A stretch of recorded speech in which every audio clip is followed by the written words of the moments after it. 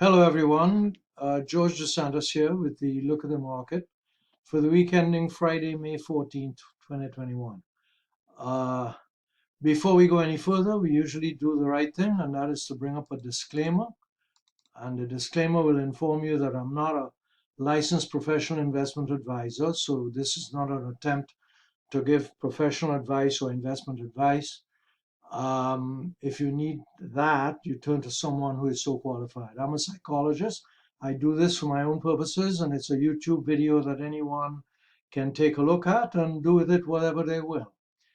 Uh, Now, we usually review the general market, like the S&P and sometimes the Nasdaq, and then we take a look at some other charts concerning the general market. Then we go on to look at some individual stocks, and that's what we'll do. Okay. So let's start with a weekly chart of the S&P, as we usually do, and we could notice quite a few things here. First of all, the 4 EMA, that yellow line, is above the 9 EMA, or exponential moving average. That is above the 30 weighted moving average. So insofar as the moving averages are concerned on the weekly chart, we still have a nice looking uptrend. Uh, However, we now have parabolic switch to being above the most recent bar, last week's bar. So that is problematic in the sense that it's indicating a downtrend. So there's a bull-bear tug of war right here. I want to point out a few other things though. You see this dotted green magenta line? This dotted green magenta line is really a 3-week moving average of the lows of the S&P. So if you were trading the S&P, you don't have a close below the low of the 3-week moving average, the 3-week moving average of the lows. So that's instructive. It's bullish. We still should be in the market, in other words, according to this. And this dotted white line is really a plot of 1.5 or 1.5 average true range. And we don't have a close below that since back from somewhere back here. So again, that's really quite bullish in a sense that we don't get stopped out, okay? If we were trading the S&P. What else do we see? Um, we hit the 2 standard deviation line here, that dotted green line, and we went above it. We closed above it, and since then we consolidated, went up a bit, hit the target of 42.15, which was a target set by this inverse head and shoulder pattern with the neckline here. And once we hit that target, it was right on the 2 standard deviation line. We went sideways. And that's where we are now. Now, last week we had this what can be seen as either a hanging man at the top of a trend. It's considered a hanging man, which is bearish and it's red. You could see that. Market opened here and closed here for the week, but made a low here. Another way to interpret this is that when traders pushed the price down to this level, the market rejected it and pushed it back up. So that's more bullish than bearish, if we consider it that way. A very well-known trader, Bob Hoffman, one of the strategies that he uses is to place if this were a stock, or if he wanted to buy the S&P, the SPIDA or something like it, he would put a buy stop order above this bar because he has one of these bars with a very long shadow, which is more than 45% of the length of the entire bar, a little less than half the length of the entire bar. And so he would put a buy stop order here. We'll see if that would have been productive in time in the next week or two. What else do we find? Well, insofar as the other indicators are concerned, we pull back to the 23.6 on the weekly chart. That's a retracement, Fibonacci retracement level to 23, close to 23.6. And that's really a very early retracement. On the daily chart, we'll see that we really pull back to the 38.2 Fibonacci retracement level, or close to it anyway. Now, on the other side of the coin, we have ADX trending down a little. On the histogram last week, trended down a little. Although previous to that, we had an uptrend. So this may be just a temporary pause here. We'll see that later. The triple momentum indicator is still above 4%. So the momentum is still pretty good. MACD histogram, the buy signal, the one we use for buy signals, is trending down a little. We never got a sell signal on the weekly chart with the 1939.9 MACD histogram, and that's instructive because we weren't stopped out, as you saw earlier. We weren't stopped out of this trade at all if we were trading the S&P. So I believe we are still in an uptrend. Well, I don't believe it. We are still in an uptrend. It's not that I believe it. It is so. And according to these indicators here, the moving averages, although the only caveat here is that parabolic. We'll see what happens next week, but on the daily chart, we'll take a look now. So here's a daily chart of the S&P 500.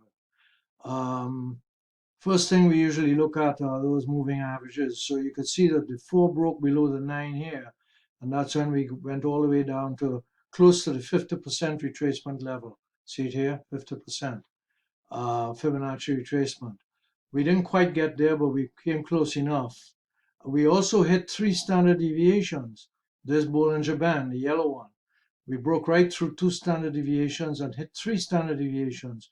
So at that point, the market, then the following day, which was Thursday, the market rallied and rallied some more on Friday, gapped up, in fact, on Friday.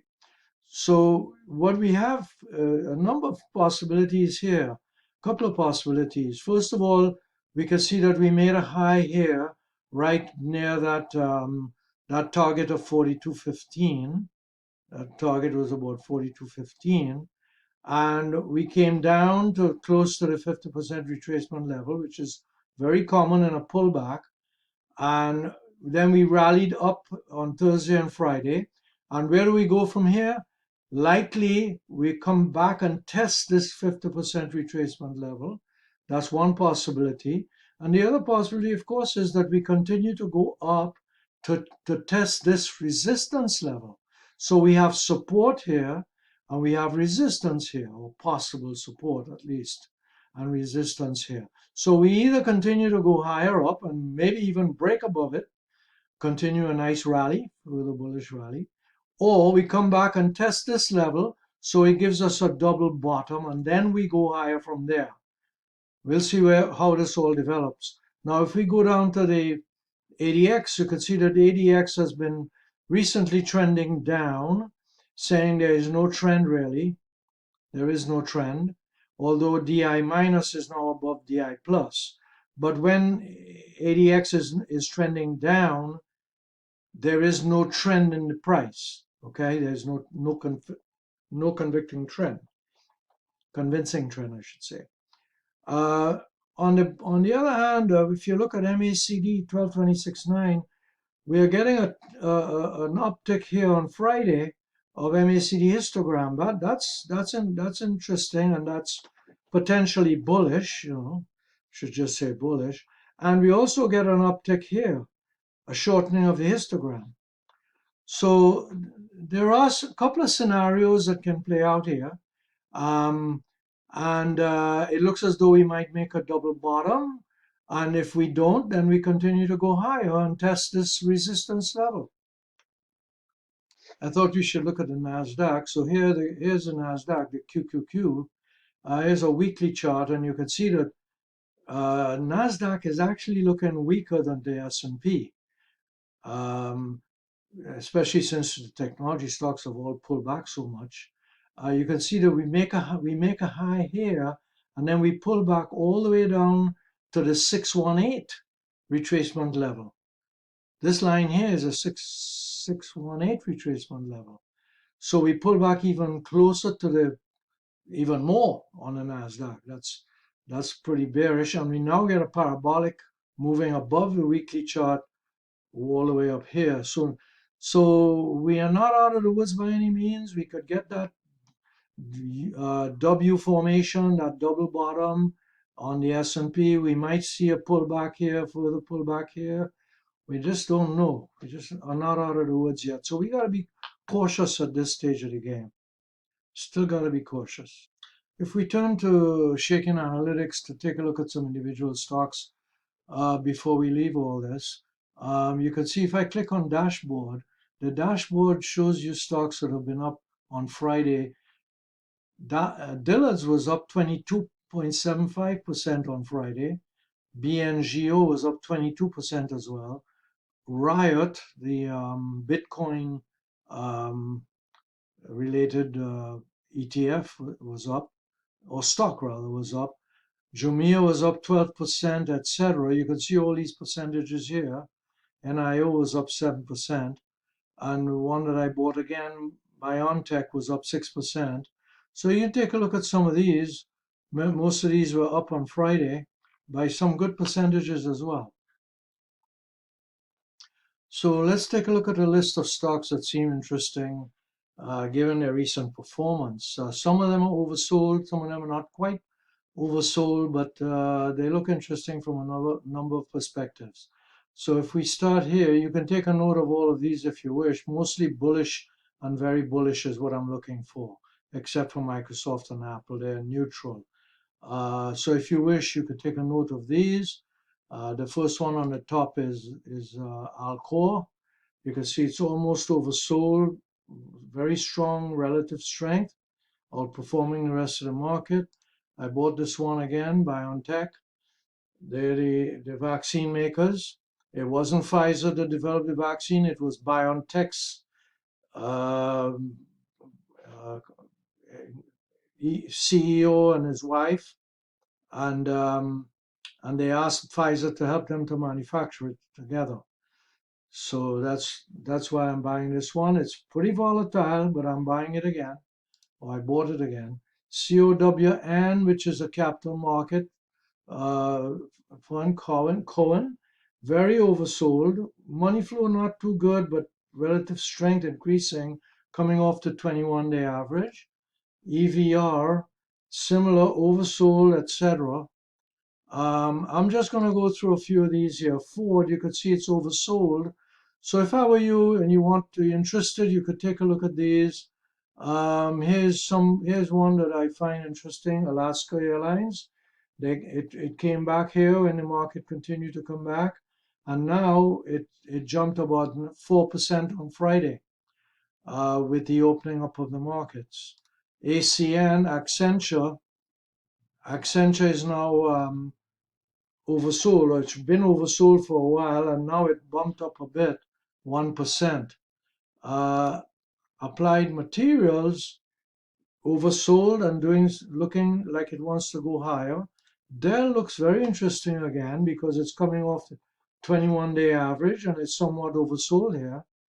And Facebook, a lot of people like Facebook. It's a bit volatile because of all the political shenanigans around it, but it's bumping off the 200-day average and the 21-day, and it's almost oversold, and it went from bearish here to bullish in terms of its relative strength. So that's one to keep in mind. I have it on my short list. L Brands is another one. It's been oversold for a while, and now it just ticked up nicely, about 5%. I owned this one. This is one that Quanta Services, this is one that Mark Shaken likes. And you can see how the checklist is very green and it's now very oversold. It's coming off the 21-day average. And what else? Well, of course, I own Microsoft and Apple, but they're not bullish. They're not rated bullish. But I still bought them recently, and I have a nice little gain so far. I am betting that they're going to continue to do well. Listen, folks, have a good weekend. I hope it turns out to be a good weekend, and we'll attempt to do this again next week. Okay?